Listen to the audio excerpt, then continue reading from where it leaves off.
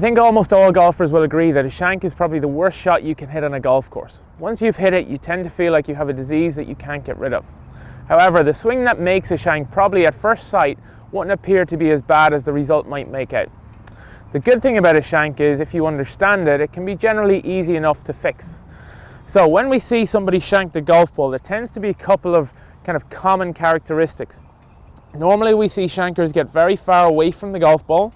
We see the weight start slightly in their toes, and then we also see as the club comes back, the weight will come even more into their toes and their body will come forward to try and balance it out.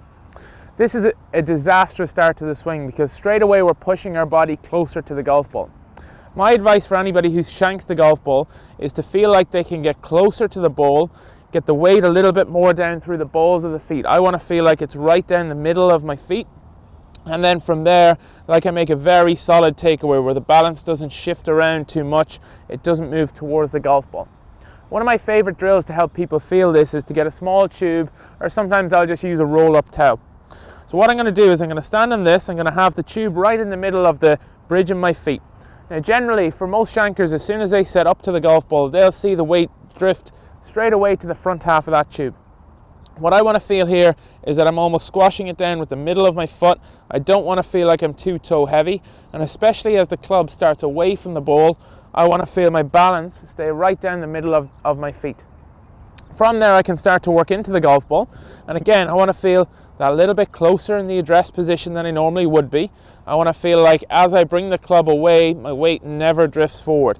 I want to keep it as steady and as down the middle of my feet as we possibly can. So let's give it a try. Weight balanced, not feeling too much towards my toes.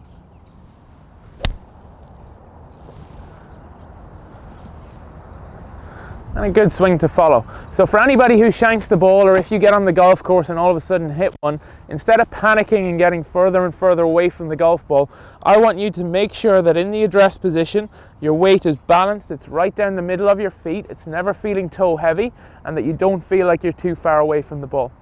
If you can do this, you should be able to hit the center of the club quite easily and get rid of any of those pesky shanks.